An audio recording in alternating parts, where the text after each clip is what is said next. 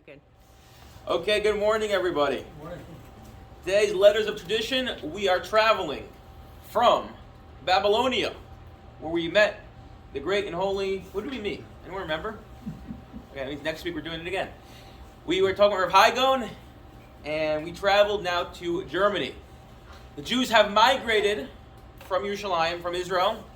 They've gone from Israel to Babylonia, and now we're in Germany. Now the thing is, Jews have been in Germany before the Rabbanim got to Germany, as always, like in most countries.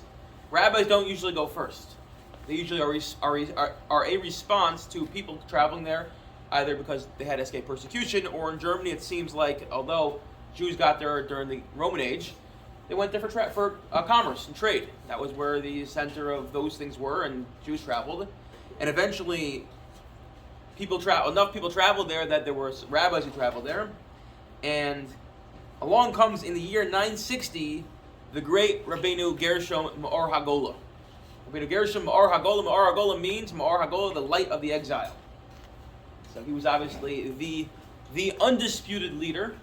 He shows up in Germany, he opens a yeshiva, and he becomes, again, the Ma'or HaGola.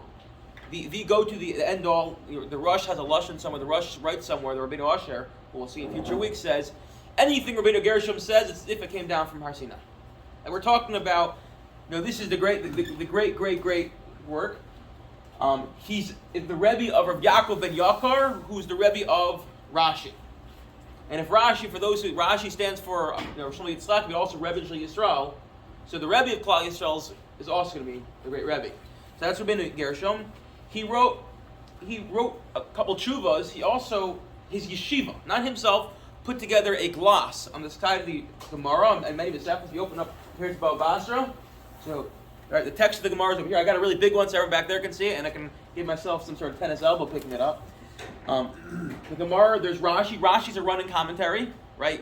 Basically, Shackle Vataya, line by line, he tries to explain it. Where did he get the style from? Rashi did not originate it. This was the style known in his days. So his Rebbe, Rabbeinu Gershom, that school of thought already does it on the side. So Rashi, Rabbeinu Gershom, he's incredibly helpful. Obviously, he's no Rashi, but that's not an insult. Everyone wants the Talmud to be better than them. So that's Rabbeinu Gershom. He wrote Tshuvas. He wrote Piyutim. He was a Paitan, especially during all the persecution that took place in his days. What's he most famous for? You can only have one wife. You can only have one wife. So the Rabbeinu Gershom, allegedly, which we'll discuss, 4,000 years. allegedly as well, Rabbeinu Gershom put together a takana, put together an enactment. He convened some sort of bezdin with how many people it's unclear, and out of that bezdin, whether it emerged from Rabbeinu Gershom himself or from his yeshiva, a bunch of charamim. A charam is a excommunication, some sort of almost klala, a curse, against certain practices. One was, if you look in source number, we'll see three of them in source number 1. Again, none of them are actually labeled. Oh, they are labeled. I lied. Source number 1 is, comes from the Encyclopedia Talmudit. Encyclopedia Talmudit, if you look at that yellow volume up there, it's a volume of encyclopedia started by Rav Zevin in the 1950s. It's going to be 2,500 entries when it's completed. The man Rav Zevin thought of all 2,500 entries without a computer in 1950, and they're still working on it till today. A couple years ago, some big donor gave money and said, basically, hurry up the project and get it done within 10 years. So when they were putting out one volume every couple of years, now at the end, they're in I think Mem Zion was published last week, so that's 47. Now they're putting about 3 or 4 a year, and hopefully in about 6-7 years, they'll be completed with 70,000 plus volumes. So it's a wonderful work. So in the Encyclopedia Talmudin, under the entry of Rabbeinu Gershom, he says as follows: Aleph, Shlo Yisa Adam Isha Ela Ishta. A person cannot marry more than one wife. Beis Shlo Yigash Adam Ishta Bal Karcha. A man cannot divorce his wife unwillingly. A man cannot divorce his wife unwillingly. But the English translation is misleading. This is not his. This is just the Encyclopedia Talmudin. Oh. This is written a couple years ago. And Shlo Yikra Adam Ksav Chavero Below Rishasa. And the other famous one, which we alluded to on Friday night this past week, for those who were there, one cannot read someone else's mail. And these may all be connected, and we'll get to that in a second. So again, you can't marry more than one wife. You cannot divorce your wife without unwillingly according to Torah law, and man can walk up to his wife, hand her again, and say goodbye. Rabbeinu Gershom stop that. And lastly, you cannot read someone else's mail. There were other takanas as well in terms of reaccepting people who are apostatized, which, by the way, Rabbeinu Gershom's son actually apostatized. He became a Christian, and Rabbeinu Gershom, it says he sat shiva for his son, and that's the source that some have for sitting shiva when a child marries out. But that was Rabbeinu Gershom. His life was not necessarily the easiest life. He had a lot of tsaros. So what I want to focus on today is this concept of one should not marry more than one wife. And I said we're going to conclude once allowed to in order to just make Anchi Chesed a distinct place. No, I'm joking. We're not going to conclude that. But I want to focus on that and show you how, why it developed, how it developed, is this true, this is an expiration date, and also how that may tie into his other takanas as well. Okay, ready? Let us begin. The Rambam says as follows: No si adam kama nashim afilu mea bein bevazachas bein bezu achazu ve'in yishto yochol la'akim. A person can marry many women, and his wife cannot say no. V'hu, very important caveat, she yochol litain sher ksus v'ona karoi l'cholachas v'achas. He has to be able to provide for her. A husband has three primary obligations to his wife, and if he cannot provide, then he cannot marry another woman. Okay, fine. So he says as follows: Rambam says a woman can marry more than one woman as long as he can provide for them.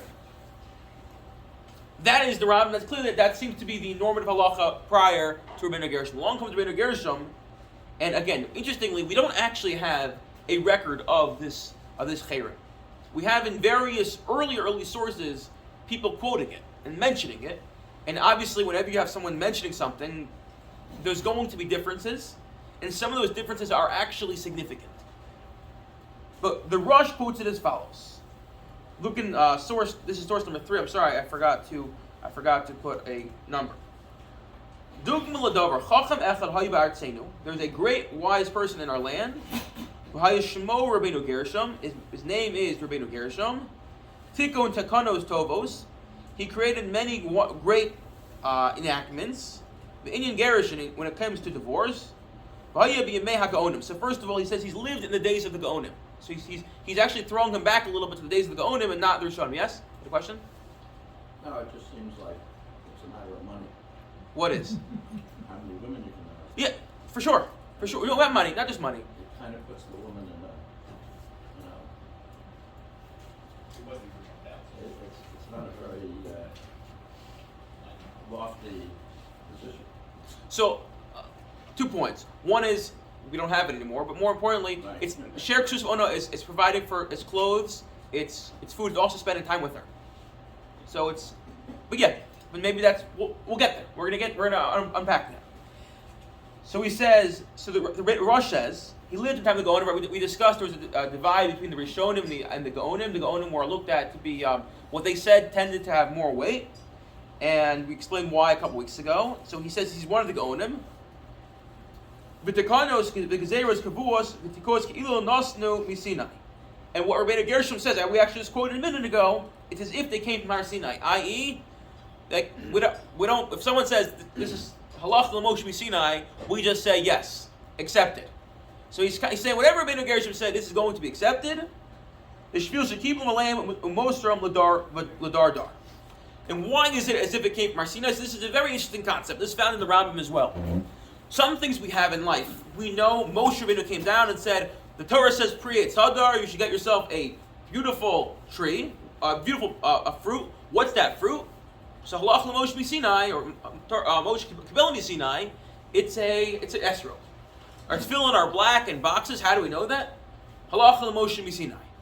The Rambam seems to be of the opinion, and the Rush seems to somewhat endorse that there is something that all of Klal Yisrael accepted. It is communal acceptance from Klal Yisrael that takes on the same dinim as things that Moshe told us that he got from Hashem at Har Sinai. Things that Klal Yisrael accepted. There's a certain idea of acceptance of Klal Yisrael. One of them may be, by the way, the authority of the Gemara, the authority of the Talmud. Why do we go with the Bavli? Well, Klal Yisrael accepted it, and that there's something about the way Klal Yisrael lives their life and how they accept things. It's kind of we discussed with the Minhag a couple weeks ago, that once there's a minhag that takes on, that all of Klal Yisrael accepts, that becomes Torah. Minhag Yisrael Torah. So the Rush already says, whatever Rabbeinu Gershom says, it has authority. The question then becomes, why did Rabbeinu Gershom enact this essentially and forbid people from marrying more than one wife? And what was the reason for that? Why would he do such a thing? So Avraham Grossman, who's one of the great scholars of the Rishonim, of Rashi in that era, so he points out a couple of very interesting things. One, as he says, is that if you look at the records of the Crusades and the chronicles of the persecution, and you read the kinos of that age, no one ever mentions, when they mention families that were slaughtered, a husband with more than one wife. Which I think was fascinating. It's a very compelling idea that perhaps Rabbeinu Gershom was not saying, oh, people are living this way, we got to stop it, but rather he was enacting a decree on what already was the practice of the people in his age. And I think there's a very interesting idea. And it's also compelling saying, look at the historical records. This family was slaughtered, no mention of women. And Rav Schechter is very fond of saying, why would in general we make a chayr? Is it that Chazal were like, oh, we got to stop something? Or perhaps there are certain things that we know are wrong. And we can't always pin down exactly what's wrong about it. And again, it's a little harder to say it with marrying more than one wife. We see Yaakov married more than one wife, etc. And therefore, along comes the chayr and says, it's wrong, or maybe it hasn't played out the way it should play out, as we'll see in a minute. And therefore, a chayr comes along. And I'll give you an example. What did we speak about this past week? Friday night, for those who were there? Surveillance, eavesdropping. One of the chayrs of Rabbeinu Gershom is you can't read someone else's mail. Well, I ask you, why do we need a chayrim for that? Surely that should be usher. We mentioned many reasons. There's Gnevas Das, perhaps. Lashon Hara. We said maybe the V'hafta l'recha kamocha. We wouldn't want someone else reading your mail, so why are you reading their mail? Why then would we need a Rabbeinu Gershom to come along and say, oh, also a chayrim? So it could be one of two things. Either it could be, he's like, okay, enachanami. We all know people. The Torah says many things people shouldn't do. People still do it. So you want to strengthen it by saying, yeah, if you do it, now you're a chayrim. Now you have a certain curse on you. Or perhaps, and Rav Shechter is fond of saying this, perhaps, when you have someone like reading someone's mail, what is the issue? Maybe it's this, maybe it's that, maybe it's v'hafta l'recha kamocha. You go to someone who's all into reading someone else's mail and say, v'hafta l'recha kamocha, they're going to be like, that's cute. It doesn't say explicitly, thou should not read someone's mail. You tell me a lot of, it's like almost, it's a little ambiguous, it's amorphous a little bit.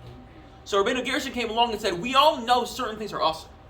And now, because we can't find a clear source, but you're quoting me, Gnevas Das, v'hafta l'recha kamocha, I'm going to make sure you know it's usher, make a chayrim. So perhaps one can make a similar argument here. It wasn't done. It just wasn't done. In Christian society, it wasn't done. So Rabbeinu Gershom kind of came along and was like, no one's doing it. It's not playing out well, and we'll see why in a minute. And therefore, I'm making a chayrim to ready just say, this is not being done. It's never worked out well, and therefore, we're done with it. We're done with it. It's like an analogy today's for the world that, the elections were stolen and so on. No reasonable person agrees to that. We're going to make laws to prevent elections from being stolen, and that becomes a sham for bad behavior. And most reasonable people think that. So you could argue the same thing. It's not being done. There's no problem. Then why make halacha? But no, it means that we want to make sure. We want to make sure it's not done at this point. There's always outliers. There's always outliers. But they say, then they're still going to do it whether you make halacha or not. The chayrim is essentially saying, in the medieval ages, it wasn't like our shul. In Anshe Chesed, like every shul in America, is opt-in. You can come, you can leave, and you live perfectly normal life. I mean, you're missing a great aspect in your life, but you're in the Middle Ages. If you did not have if you were not part of the kahila, you essentially were you were in trouble. You had to be part of the kahila, and otherwise you lost all support system. Or in some places you had to then either become a Christian because the government would not accept you. So a chayrim is much weightier. If you say you're excommunicated, you can't be part of the community where you can't get food, you can't do anything really. You're kind of stuck, and you may even have to join Christian society. So it is binding. It's a real punishment, especially when Bezdin isn't exactly punishing people the way they used to. Okay, so the question is, why make this takana? Why we make it? Can anyone want to suggest reasons for why we shouldn't marry more than one wife? besides that it wasn't really done? Charles? As I said to Dana before, you're in trouble here. If you're like, you should, you're in trouble with your wife. And if you say, nah, one's enough, you're still in trouble. I think it's to protect men. To protect men. You only have one mother-in-law. One mother-in-law. That is probably the real reason, but no one wanted to say it. Don't the Mormons still permit that? We are not Mormon. No. Last I checked. It's not like it's totally gone from the world, because in Iraq, Iran, the Persian Jews were still having more than So we're one going to wife. get there in a minute. Okay. Because remember, we know a young man. Where did Rabbeinu Gershom live? Had 2 wives. Where did Rabbeinu Gershom live? He lived in Germany.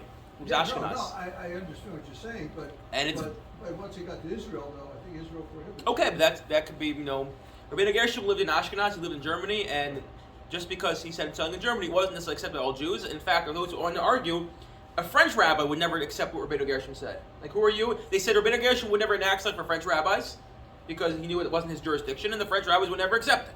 So, it could be he enacted something, and over time it developed, and it got more accepted and widespread, as we see even in Israel. This would include, quote-unquote, non-Jewish wives? You can't marry a non-Jewish wife. That's Women should be considered wife? a non-Jewish woman married is not a wife. So then and so you could have a non-Jewish wife, so to speak. No, you can't, because that's another issue in the Torah. That's another issue in the Torah. Okay. Source number. Okay, if you look to the why would he institute this? So there are a couple of reasons brought down. First one is Asay Takana Ela B'fnei Pritza. Pritzus, licentiousness. You can hear that. You're not exactly going on the right path right there. Number 2, the Lavush writes, and this is interesting. I thought I had one more on here. Did I leave it out?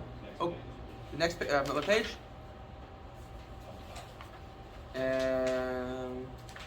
Or elsewhere he says Mishum Katata.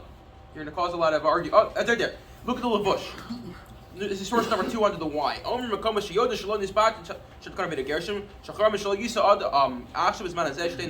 They say even in the places where the Rabbeinu Gershom did not have jurisdiction, you still should not marry more than one woman. Why? You should minimize machlokas. Your open machlokas between jealousy, etc., between a man and his wife and his mother-in-law. And it says in Lavush, in most places, people do keep the takana, even though the takana expired, which what Elliot mentioned, the minhag remains. Source number 3, also I stole from the Encyclopedia Talmudit. A lot more women, you can't afford to feed them all. Can you actually make that for 1,000 years? Or? We'll get there. Because people live very difficult lives and they can't necessarily afford to have more than one wife. It's expensive to buy a lot of jewelry. Okay. That was that one. Next one, and this is the next interesting, this reason, and Professor Grossman suggests this, and I think this is actually very compelling. And he says as follows. In the time of Rabbeinu Gershom, people started traveling all over to do business. People would literally travel all over to do business, and they were leaving for sometimes years at a time. And what started to happen was when someone went elsewhere, they'd say, oh, you know what, I'm living somewhere for 5 years, I'm going to get married and raise a family here as well. I'm lonely, whatever it may be. And because of that, there was a concern that families don't know the other family exists. You can have potential issues if their kids meet each other. And he brings very interesting reasons, proofs for this. He points out that if you look just skip down to the English there. Does anyone want to read it, or I can read it? See, this is the pious Jewish women in Europe in the Middle Ages. However, in my opinion, the main motivation for the edicts was connected with the economic activity of German Jewry during the period. Many were engaged in international trade and stayed for lengthy periods of time in remote lands, including Muslim countries.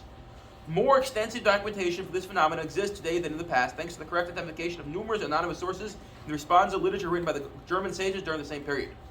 These sources provide a comprehensive picture of merchants who traveled, often to distant places, and were absent from their homes. This is especially true of the response of Rabbeinu Gershom of the disciple Judah Cohen, who were active in mines during the first half of the 11th century. The merchants stayed in different countries, including Provence, Spain, North Africa, and other Muslim countries. At times, their stays in these remote places continued for several years as indicated by the responsive literature. This also explains the strange phenomenon of the penetration of technical, commercial jargon used in the Muslim countries that originating in the Arabic language into the language of the German sages during that period. So he says, you see clearly people are traveling around, people are traveling from all over the world, and you can see clearly, he points out that Mainz is the center of trade. We said we find in Mainz, which is in Germany, spices and coins from the Arab countries. So clearly people are traveling all over the places. At this point, Venice and most of Italy has been eclipsed in terms of a center of trade. Germany's that center. People are traveling. And what happens? You travel from place to place for years at a time, so people end up raising a family elsewhere, and then you have potential issues. Yeah? I think a more practical issue is how do you keep more than one wife, Happy. How do you not show favoritism?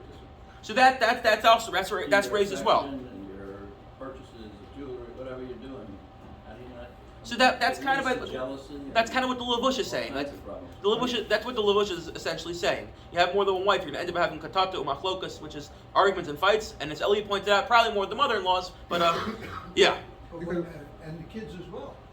and the kids as well. Yes, achas shnua, they hated wife. You end up with a bensora mora. Yeah. You can have problems where the families don't know each other and they get illicit relationships. That's exactly what his point is. His point is, and this actually comes, the Gemara in Yevamah says as follows: Yes, Yalkein Amar Eliezer. Look on top of the page. It's on page. It's the top of my page. After source 3. Lo yisa adam isha medina zuva yelch v'yisa isha medina acheres. A person should not marry a woman in America and go to Brazil. Sheme yizdamgu zel zev. Nim says no says aposa. Because we have exactly Elliot's concern. You have two families, they don't know each other, they meet each other, and it's brother and sister not knowing their brother and sister.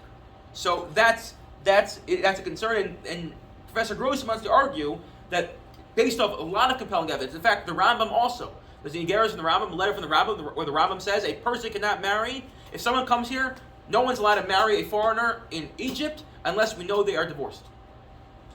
And he says again, so it just seems this is what was happening. This is prevalent. We take for granted that even when we have to go on business trips, we literally get on a plane, we can be back in a couple hours, a couple days. Back then, you can go away for years at a time. You go away for years at a time, so you end up, maybe you want to raise a family elsewhere, and you can end with this problem. And therefore, Rabbeinu Gershom realized this. And Rabbeinu Gershom realized that this can lead to major issues, so he made the takana that you cannot marry more than one wife. In a couple hours you can create problems too. What do you say? In a couple hours you can also create problems. This is true as well, but okay, fine. Again, we also find that with Rabbeinu Gershom as well. With Rabbeinu Tam as well. Lastly, so that was first we asked as follows. We started off, we said, what was the cherem? We said the cherem was 3 different things. Well, there's 4 or 5 different things, the 3 main things. You can't marry more than one wife. You can't divorce your wife without her will. You can't read someone else's mail. I want to point out, why do you think it's so crucial you can't read someone else's mail? Think in terms of economic activity. Imagine I am traveling from Germany to the Far East. And Daniel's like, oh, can you bring this letter to my business partner? Because now we have business partners throughout the world, somewhere in the Far East. And I read it and I find out, oh, there's a great sale or something, wherever it may be, I can go and steal Daniel's deal. So the fact that one can make the argument, I don't know how compelling, but I think it's pretty compelling, that it's all on the same idea. If people are traveling and doing business, when you start reading someone else's mail, you can essentially undermine their business, and that's why that was also so important. We mentioned that if you look through the records of the Middle Ages, Jews were not marrying more than one wife already, and I said perhaps that can come down to the idea that Rav Shechter likes to say that sometimes a cherem is less about making something usher and more about saying, we know this is usher already, like reading someone else's mail. It's very hard to pinpoint what exactly is the issur of reading someone's mail. Is it again, v'havtecha kamocha, don't do something to someone else that you don't want done to yourself? Is it genevas das, which we talked about on Friday night? Maybe. Is the idea of hezek shmiya, that's why it came up there. So therefore they make a cherem in order to strengthen what we know is already usher, so the person can't say to you, oh, point out to me the verse of the Torah. I can't point it to you, but no, you're going to be in a cherem. But these are all the rabbanos, right? These, reading someone else's mail. Let's say one wife. Yes, these would all be a minhag, although that's the question, which we discussed also a couple weeks ago. Sometimes when a minhag becomes accepted by everyone, it takes on a din of Torah. Chassam Sofer pointed that out. Okay, then we said, why would he institute this? So we gave a couple reasons. We said the Darkei Moshe said because of pritzos, licentiousness. The Levush says because it's going to create machlokas, which Charles is a big fan of. Not machlokas, but preventing machlokas. We saw the Encyclopedia Talmudit said maybe you can afford to feed them, to take care of them. And lastly, Professor Grossman points out very compellingly, based on the Gemara and Yevamos, that you can end up with people all over the place. The last thing I want to discuss is there an expiration date? Everyone's heard this. There's an expiration date. The Chayrim does not exist anymore. Even the Levush pointed out it doesn't exist anymore, but now it's a minhag, which is kind of a funny idea. They say, oh yeah, you have 200 years, it's over, but 200 years later, oh, we all accepted it already, so now it goes on forevermore. You're in a funny place. So is there an expiration date? Is there an expiration date? Where does this come from? So the source of this is a tshuva from the Maharik. Quoted in the Beis Yosef, look at Beis Yosef the Maharik says as follows. Well, it's actually a Rashba, excuse me. Kasav HaRashba b'tshuva. So first he points out that it wasn't accepted everywhere. He says, "B'kol makam bein tiknu bein lo tikin osan taknu lo pashtu b'chol gevul seinu v'lo b'gevulas Provencia asmuchus l'tzarfas." Even in Provence, which is very close to Germany and France, they didn't accept this. Lo shemanu shepashtu u'maisim mekomos b'tamid chacham v'anshi ma'aseh shnazu isha al nashayim. We find elsewhere people are very chashiv and wonderful people were marrying more than one wife. People were not concerned about this chayrim. Because of Hamarik, Shelo Hiskin Reina Gershom Ella Ad Sof Elev Chamishi. He only made this takana Ad Sof Elev Chamishi, which is roughly around 1239. So not very long. This is the source for it. Comes along the Pischei Teshuvos. So the Pischei Teshuvos is Avram Tzvi Hirsch Eisenstadt. It's a wonderful, wonderful work. He goes to Shulchan Aruch. He didn't make it through all Shulchan Aruch, which is such a shame for those who learned Shulchan Aruch. We miss him when it comes to Aruch Chaim. But in Yardea and Choshen Mishpat, he collects all the tshuvos from all the Shailos U'Teshuvos on that sugya, and he'll put it down there. And sometimes he'll slip in his own ideas. He has a second page called the Nachlas Tzvi, where he really goes in detail. It's a really wonderful idea, a wonderful, wonderful parish in Bam Shulchan Aruch. So he explains what's going on. Because if you look at the Tshuvas Mishkas Yaakov, this is your test down there. The Nira lo losses tam l'shmuazu after chol gezeres v'chamin nefalas l'olam ad shiyama beis negadu l'chachmo min kedua. Why would Rabbeinu Gershom put an expiration date on what seems to be a very good idea? Right? We went through so many ideas why Rabbeinu Gershom's like, we got to make this takana. So why would he make an expiration date? Right? If it's really good, keep it going forever. And he says as follows: although we know when Chazal make a takana, it's a takana from now and forevermore. He says, the Ramban points out al Torah that Bezdin is einu yachal l'chadei shum davar b'gzeira ki im lasa siyag l'Torah.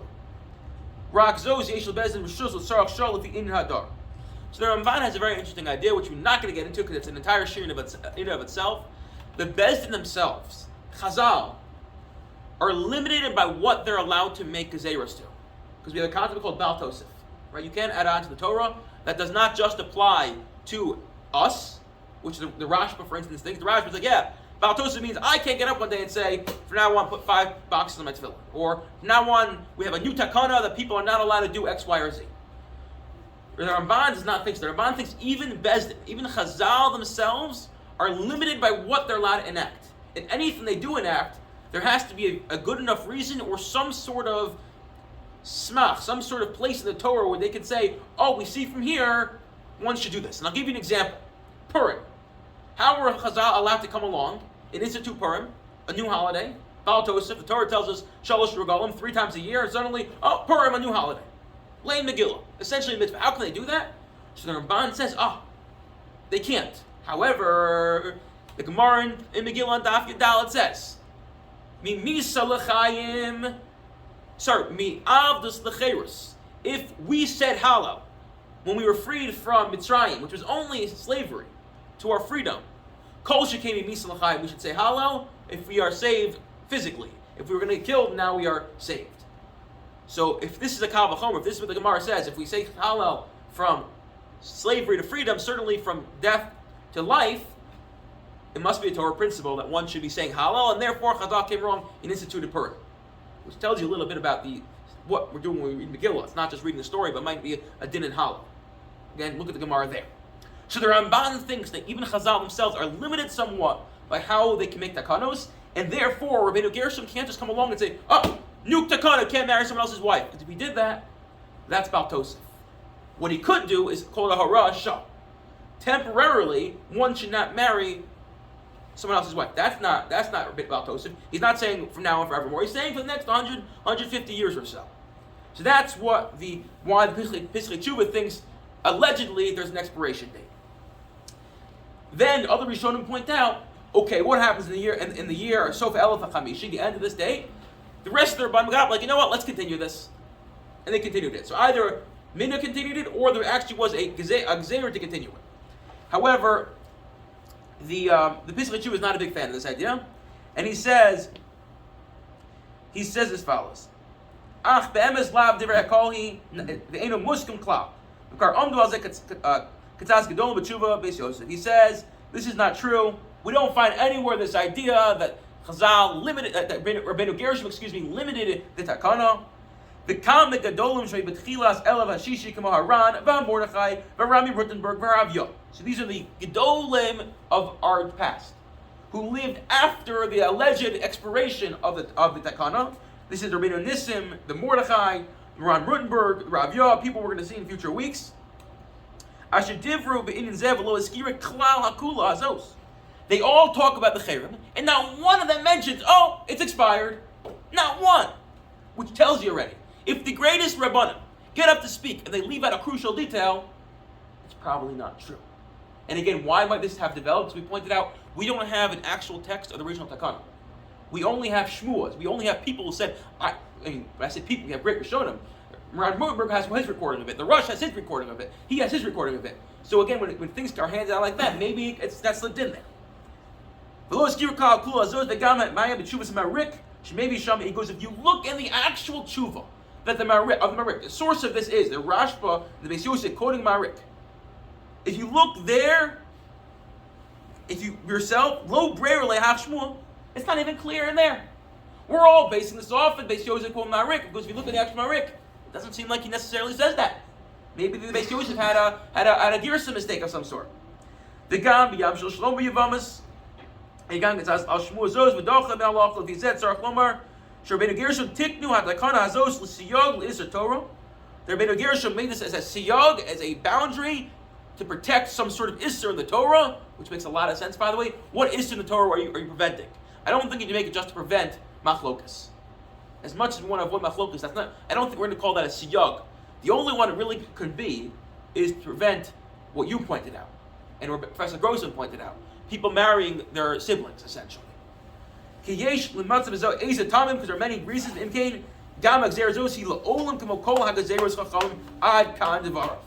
Therefore, this gezerah is like every other gezerah, and whether you're living in the year 1500, 1600, or 2021, it has the same grasp, the same hold, and one is not allowed to violate it. One is not allowed to violate it at all. And therefore, and if you look when we pass Lamaisa in the Ramah, he says, Lo Gazr ben Gershom rak ad sof elef chamishi ad kan lashono. He first quotes an opinion that there was only until the end of the elef chamishi, ve'ein nohagin kain, and that's not the way we paskin. So the Ramah paskins halacha lemaisa for us Ashkenazim. This takana, as the Rosh said, almost like came from Har Sinai. One is not allowed to violate. It did not expire. It's not like our milk, which goes bad every 3 days, unless we leave the fridge unplugged, and then it doesn't go bad. It becomes butter. This gezerah is around. It's not how you make butter. I know, Daniel. I've made butter. This gezerah is still around, and it seems that even in the Sephardic lands, it has now become the accepted minhag, and one can probably make a very compelling reason that barring very few places, even Sephardim can no longer marry more than one wife. For that matter, no one thinks a husband can divorce their wife Baal Karach. I don't think the Sephardim pass in that way. You can correct me if I'm wrong. And certainly you cannot read someone else's mail, but that might be other issues beyond Sheir Ben Gershom. And that concludes our study of Ben Gershom, Mar Hagolah, the great sage who became eventually Rashi's Rebbe and really set the precedent for Ashkenaz, which is the way we pass in halacha l'maisa nowadays. Shkoyach. Uh,